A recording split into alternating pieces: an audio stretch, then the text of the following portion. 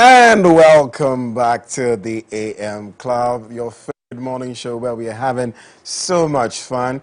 We're coming to you live from our Silicon Square studios here in East Legon, Accra. My name is Godwin Nambo, and as always, on Mondays, you know how we do it. It's now time for Motivation Monday. Now, if you're wondering what these are some solid pair of glasses, and I'm going to tell you all about it. Motivation Monday, our guest today is a Ghanaian-Canadian entrepreneur who works to redirect the cause of sight loss for affected individuals everywhere. Now, he creates sustainable, stylish, and good quality eyewear from key components like discarded materials, especially reclaimed wood sourced from West Africa, and this supports his mission to be just a little greener every day. Ladies and gentlemen, let's welcome the CEO and co-founder of Boateng Eyewear, Nana Boateng Osei, to the AM Club. Gentlemen, good morning. Good morning. How are you doing today? I'm doing well, thank you. Thank you for having me on the show. It's a pleasure. And Awesome. Officially, you are a member of the AM Club, I must say. Awesome. You're welcome. I'm keeping these. I think Edmund says it looks good on me, so I'm just keeping this. Let's look alike and have the conversation.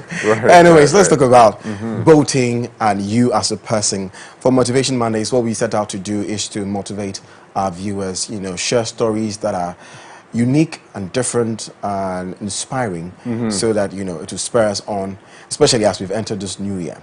So let's talk a little bit about you, Mr. Boateng. I was tempted to say Boateng. Mr. Boateng, let's talk a little bit about you. Let's talk about your story. You were telling me earlier that you moved to Canada about 10 years ago, but you were born here in Ghana? So I moved to Canada about 10, 11 years. I wasn't born in Ghana. I was born in the UK. Right. So I kind of have an interesting story. I moved around a lot when I was little. So I've lived in 5 countries on 3 continents. Canada was the last place. Was my last destination for my undergrad and beyond. Right. And is that where you developed the love for these, or it has always been there? Canada is definitely where I was molded into an entrepreneur.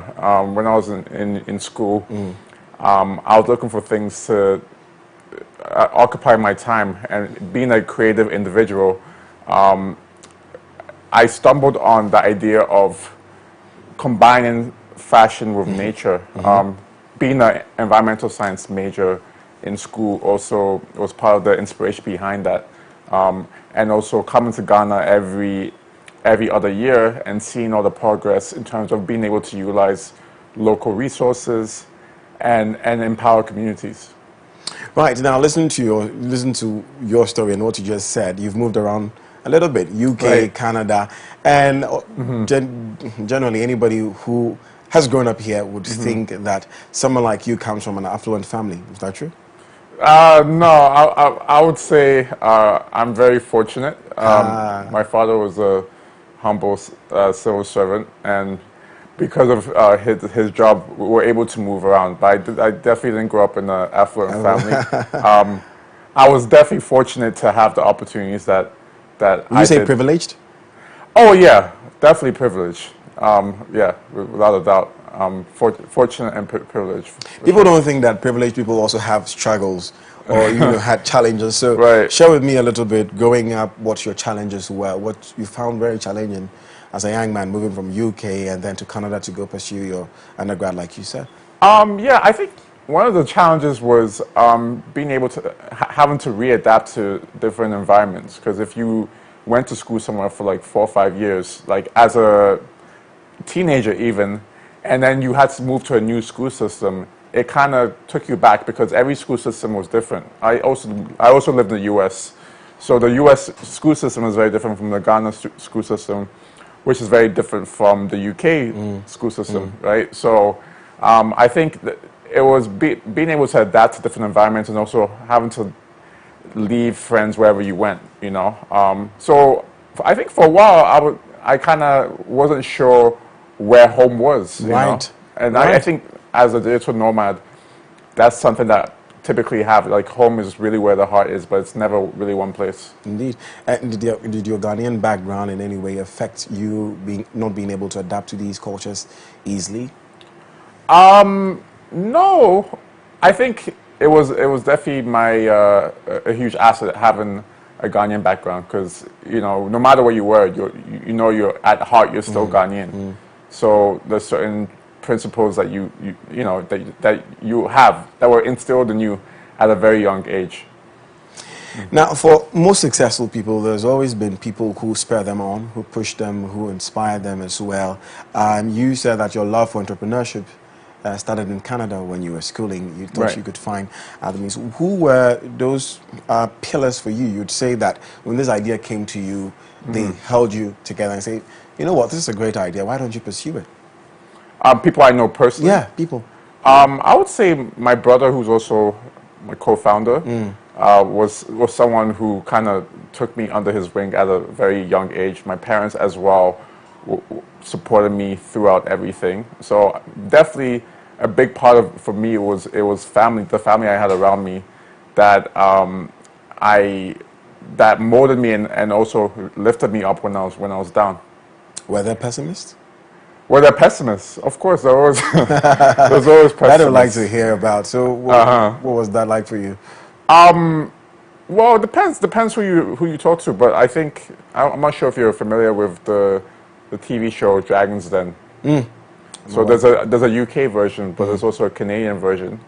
So in the first year of Boateng, I pitched to the Dragons, and at that point, I was trying to raise some money, but I left the show without being able to raise any money. And one of the Dragons, I believe his name is Kevin O'Leary, said that our business was going to go to zero because he didn't see. We were telling the story of how we wanted to bring manufacturing to Ghana, and he didn't see how that could ever be a profitable business, or he thought that our segment of eyewear was too niche, so he didn't believe in what we were doing. But I mean, there are a lot of people who won't believe in what you're doing, but they also won't tell you. It's this kind of the vibe that you get from people sometimes, and you just use that as motivation. Well, could the idea have come to him as you just wanting something to do as an entrepreneur, or did he know that at that time? Did he know that this is something that is imbibed in you, is in depth, and so no matter what anyone said, you guys were going to go ahead? Yeah, I mean, he loved the story of what we're doing, but when you're talking to an investor, the story is like 20%, right? Yeah. They want to see what you've done, like your business financials. They want to see where you're going, right? So at that time, he wasn't convinced that we were going anywhere, right? And I mean, since then, we've obviously taken off. So it was this, not everybody's going to see where you're going. It's for you to take that step of faith when other people really don't see it. And aside your brother, what has kept you going? What is it you stand on? What is that solid rock? I believe everybody stands on something. What is it that makes you believe that this is what I'm meant to do, this is what I'm going to do, and it's going to succeed? If I'm honest, definitely my relationship with God has been a huge pillar, a huge foundation. I've as a young adult, I went through a lot of detours, really trying to find myself. But I think God was the one pillar that was consistent through everything. I also had mentors when I was in Canada. One being my mentor Sandy, and he was a marketing genius, and he really helped me to build a strategy of what Boateng really stands for and where Boateng was going. So I mean, those are two people that, for sure. There've been other mentors along the way, but definitely the foundation stays the same. How important are mentors to a person's growth and success, Mr. Boateng? Important, but it's not make or break. See, mentors they're kind of like guides, right? People that you consult with, but they're not necessarily, they don't know the answers that you're looking for. They can only guide you to the right way. You still have to walk that path and figure it out for yourself. So they are important, but I would say that whether it's mentors or whoever else, you shouldn't lean too much on anyone, but stand on your own 2 feet. Now let's talk about the brand itself. I really love this. This is you said is this the Sapele one? This is the ebony one. It is ebony. So this design itself is a new design coming from our 2022 collection. It's called Manyara. It's part of the Duru collection, and Duru is like from the earth, right? In Akan or tree. So the story behind this collection is, if you look back at history of eyewear, there hasn't been a big push to cater eyewear to fit people of black descent faces. Right. If you look at eyewear, especially the bridge, most bridges are very narrow, and also the cheekbones don't really fit. So it's a European face that people typically use when they're designing glasses. Even in stores in Ghana, I mean, you see all these high fashion brands, you know, Gucci, Fendi, and so on and so forth. So what we realized is that was a problem, that glasses don't fit people of black descent face well enough, right? And so we did a lot of research and development to figure out what could we do to create a line of glasses that will fit our faces better, you know, especially the nose. I mean, I have a wider nose, you know. Yeah. So this line is exactly that. It's designed to fit your face better, especially your nose profile, right, and your cheekbones. It's also designed to feel very snug and fitted. And it's part of our Boateng 2.0, which is, you know, focusing a lot more on how we can cater to the black community within Ghana and beyond. The quality on this thing is breathtaking, I must say. Really, really good. You source materials from West Africa, yes, you know, to make your glasses. Why did you decide to go with the wooden, what do you call these? Temples. Temples, huh? So overall, wood is a very comfortable material. Typically, people who wear glasses for more than 4 to 6 hours a day have to deal with sweat and moisture from the plastic ones. Yeah. So you already know where I'm going with this. Yeah, yeah, and of course, you're also saving nature. Exactly. So, like, I mean, it absorbs the sweat. They're very comfortable. Sometimes it doesn't feel like you're wearing anything on the face. And overall, people love the fit and the general experience when they're wearing the glasses. So wood has always been a staple piece. Acetate, as well, is a big staple piece for us because acetate is derived from wood pulp, which is a sustainable material as well. We source our acetate from Italy. And you can adjust them to fit your face. You can adjust the temple tips to fit your face better. Right. Now, do you live by principles? And if you do, what 3 principles would you say you live by? Yes, I do live by principles. 3 principles I live by. Number 1, always never be afraid to try something new, I would say. Number 2, never be afraid to be uncomfortable. And number 3 would be fail early. Fail it early? Fail early. Fail early. Which means make your mistakes earlier than later. A lot of times people are afraid to make mistakes because we live in a society where we're obsessed with success. But for every success, there's been a failure that you don't know about. Wow. That's super interesting. What last words would you leave us with? I mean, I love those 3 principles you just mentioned. What last words would you leave us with?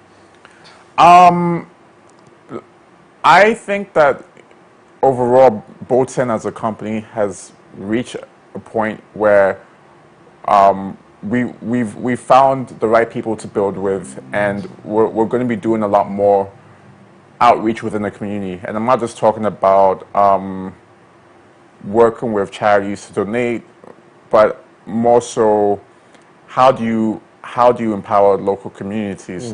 One way that we're going to be doing, we're just about to start our own eye care initiative called Club Boateng, where we go to different organizations to do eye screenings and donations to to the Organizations, yeah. to the kids, Oh. because the youth, which is a big part of the future of Ghana and other places.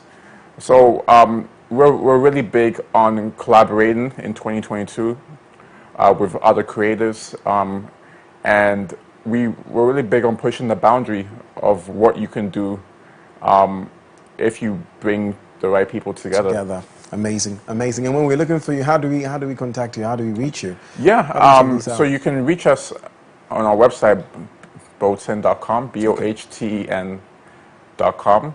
You can also reach us by email at info@boateng.com. And you can also reach us... Social media? Yeah, you can reach us on our social medias, Instagram, Facebook, Twitter, Pinterest, and so on, at Boateng. That's BOHTEN. Just at Boateng? Yeah, it's Boateng. And I'm Boateng Osei. Very interesting talking to you, and I have really learned a lot and I'm inspired. And we wish you all the best from here. All of us here at the AM Club wish you the best. Thank you. Thank you very much for having me. Great having this conversation. Thank you very much. And you are still watching the AM Club right here on MX24 TV. Edma is probably jealous of these glasses of mine. We'll be right back. Stay with us.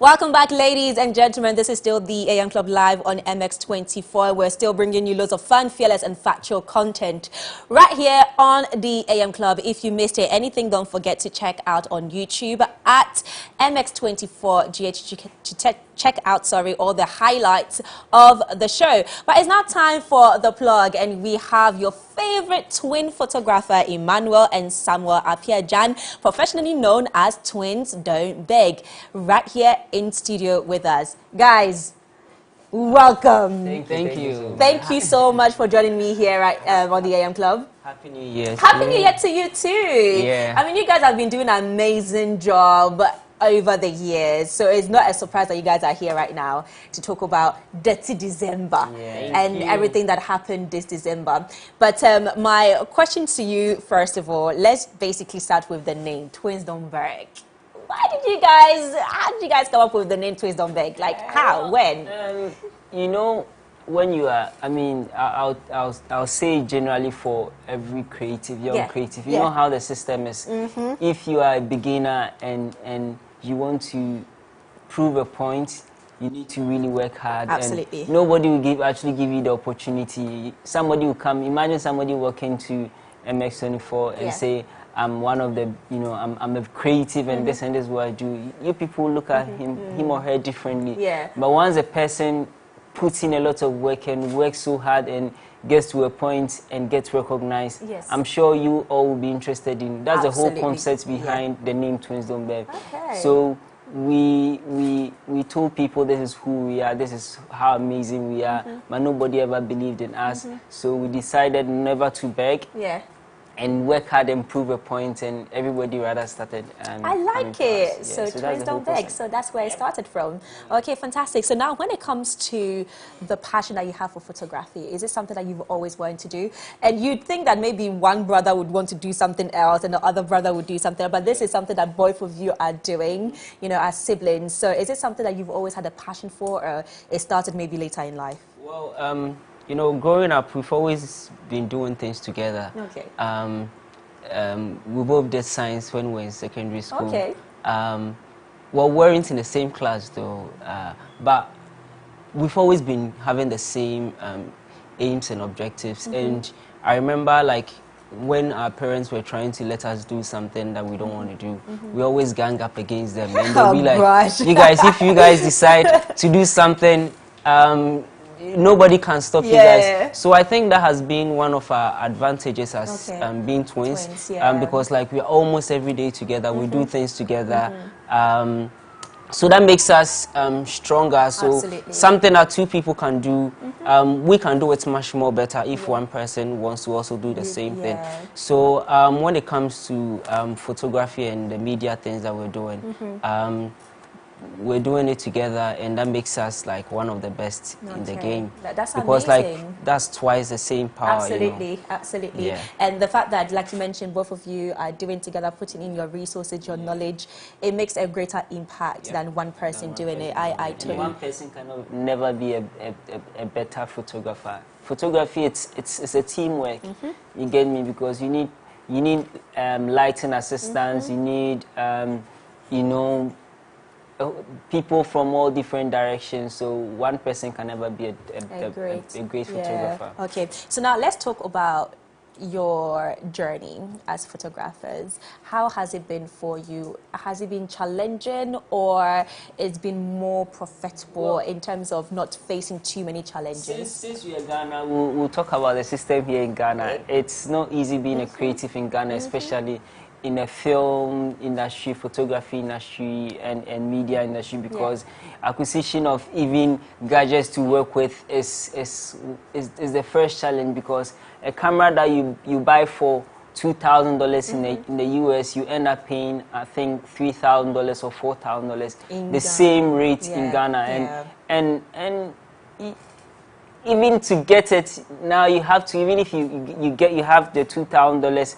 or let's talk about CDs, 12,000, 15,000 CDs. Even if you have that cash in your hand, you have to now send it over to somebody in the States and wait for somebody miraculously to come to Ghana before you get. And even though when you want to go to some of the stores here that they sell cameras and stuff in Ghana, they selling the prices are hiked. You get me? So it becomes, that's the first challenge as a creative in Ghana, getting the gadgets to work with, you know, and I think it's something that the government should also look at. I mean, we all work with cameras here in Ghana, and I'm sure even the media of course, station we need, here, exactly, we face the same, even getting batteries and all that to work with. So that's the first major problem as a photographer in Ghana, getting, and it's not been easy. I mean, we starting from the scratch. I remember from our first camera to even the cameras that we're using, it's been like a very big challenge. It's been 6 years of doing photography. Wow. And getting the gadgets to work with is a major problem here in Ghana. Okay, and do you share the same sentiments as well? So first of all, do you know, I need to differentiate which one is which. Okay, so you are... Do we still look much alike? No, I think you do, but then... I don't know, you actually do. I can't tell the difference. I'm not going to lie. No, I can't. Wow. I can't I think tell. now, as we're growing up, the difference is becoming a bit showing? more clear. No. Or maybe it's because I don't spend too much time with you guys. Yeah, it's my fault. It's my fault. It's my fault. Okay, so now let's differentiate the two. So you are Samuel. Yeah, and I'm Emmanuel. Yeah. Okay. Samuel, Emmanuel. Yeah. I got it. Okay, so now let's talk about your impact when it comes to your work this dirty December. I mean, if an event was happening and Twins Don't Beg went there, I mean, how are you going to get your pictures, you know? So let's talk about the impact that over the years you've made over all these events that happen, especially during December when all the diasporas are coming into Ghana. Well, this December was a no-sleeping December for us. Can you imagine? You go, you shoot an event, you come and sleep like 6 a.m. By 9 you're up and you're going again. Wow. And that was how our December was like. We barely had time to even edit most of the pictures, but we're still posting most of the December pictures. We are still not done. With our impact, we did a lot of events with Front Back. A lot. We have this tight collaboration with Front Back. I think they are one of our biggest clients, consistent clients. So we did almost most of their events, their Mampianos, their branch.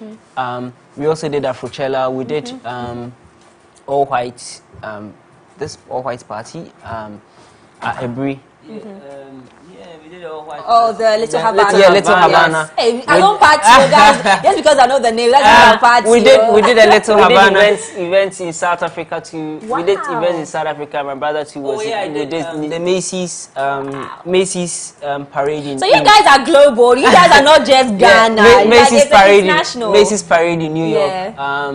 shot some few events also in New York before coming around the 20th December. So yeah, it's been a stressful December, and we're still recovering from most of the events. And I think this December was in Ghana. Yeah. Let me summarize. It was a South African, UK, US, Europe. I think it's global. Just say it's global. That's the kind of crowd we because we work with so many South African artists. We work with so many US artists. We work with so many European artists and also a lot of other African countries.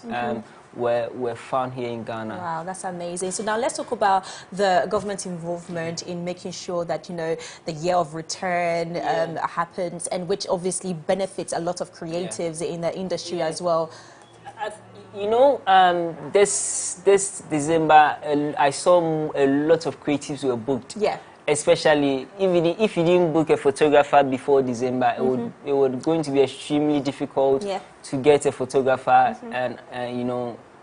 during December. And I think it's a lot of work for some of us. So imagine the government putting structures in place, because every content creator coming to Ghana wants to create lovely content from Ghana, and which puts Ghana on the map. Absolutely. So imagine all the creatives in Ghana have this little assignment, and we all understand the assignment, and the assignment is to sell Ghana. So whatever we're doing it to sell Ghana.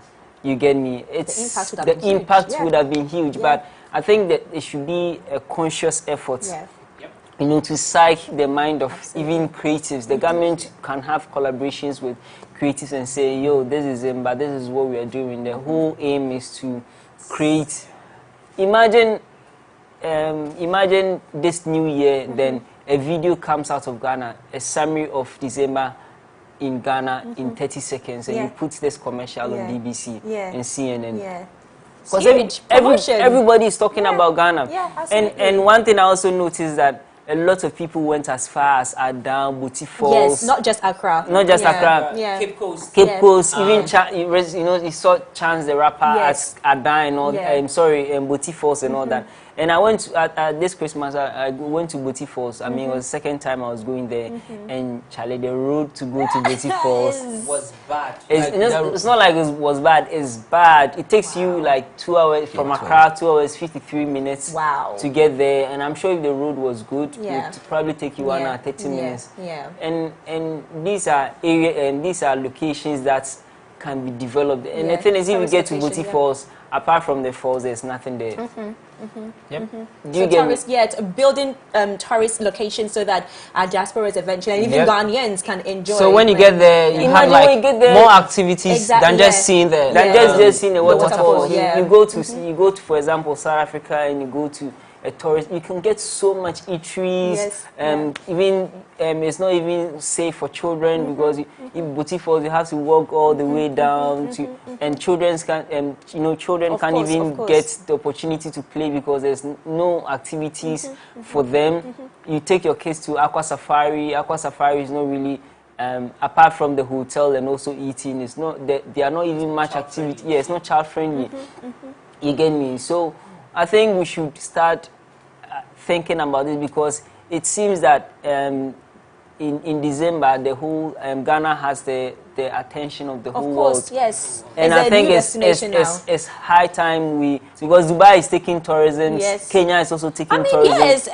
Like if a country wants to build their economy, one of the things that they do is tourism. And Ghana can be the vibe for December. Everybody wants to come to Ghana because actually the people are very, very friendly. Yes, exactly. And it brings in more investment. And anybody who touches foot in Ghana loves it. Always want to come back. Yeah, exactly.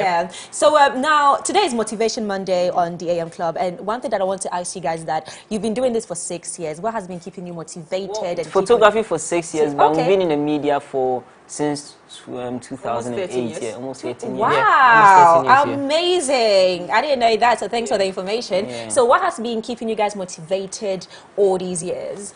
Well, when it comes to motivation, I think, like, first of all, where you see yourself, you know, and you working towards it should be one of your biggest motivations.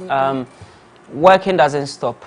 as a creative, it's a conscious effort, and it's something that you don't go on a break and be like, even on my social media pages, I'm going off for like a week or two just to know it's an everyday business for most of us. Yeah. Every day, you don't stop, and I think that's the reason why most people, should I say, fail or kind of like slack when it comes to their brand, because like they get to a point and you see them losing out, or you see them consistent with it. Consistency is key. Exactly. You know. And be patient. And be patient. It takes time. time. I mean, you guys are young guys who have made a huge impact in the creative world, but then young people would also want to venture into that space, but they feel like as soon as I venture into it, and that's it, it works out. That's one thing too. You know, they don't have patience. It's taking us 13 years to They don't have patience. 13 years. I mean, if you gave birth, our children will be 30.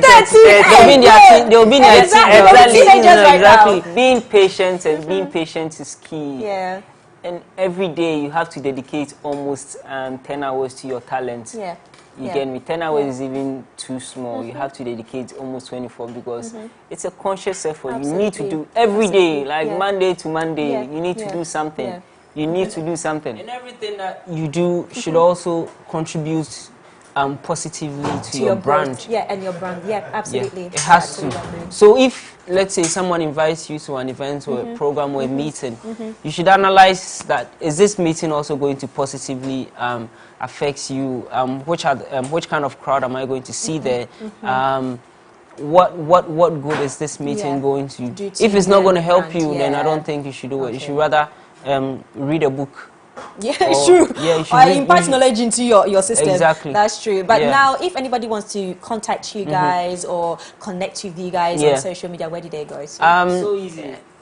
On social media, Instagram, Twins Don't Beg. I mean, you guys know this already. Yeah, but his Instagram page got disabled. Oh no! I know, but we're working to retrieve it. Yeah, brilliant. But right now, Swag of Africa News on Instagram. You can still get me. On Facebook, on Twitter, Twins Don't Beg, Swag of Africa 1. Okay, all right, brilliant. Well, guys, there you have it. The plug done. I had in studio Twins Don't Beg joining me to have a conversation on all the dirty activities this December and how fun it was for all of us. I enjoyed myself. I hope you did as well. And I hope you took a lot from the motivation that they had to give you today on Motivation Monday on the AM Club. But that's it. We're about to wrap up the whole conversation. And where's my co-host, Godwin? Right here. Looking dirty December like. Yes. With my nice Rollins glasses. Okay, guys, so before we wrap up the conversation, let's say a big thank you to all our guests that came in today. For MX Breaks, of course, we had the one and only Galdem Sugar Kavoy. For Malta Guinness Goodness Moment, we have Ken Ejapon Jr., who is the co-founder of Afrochella and African creator.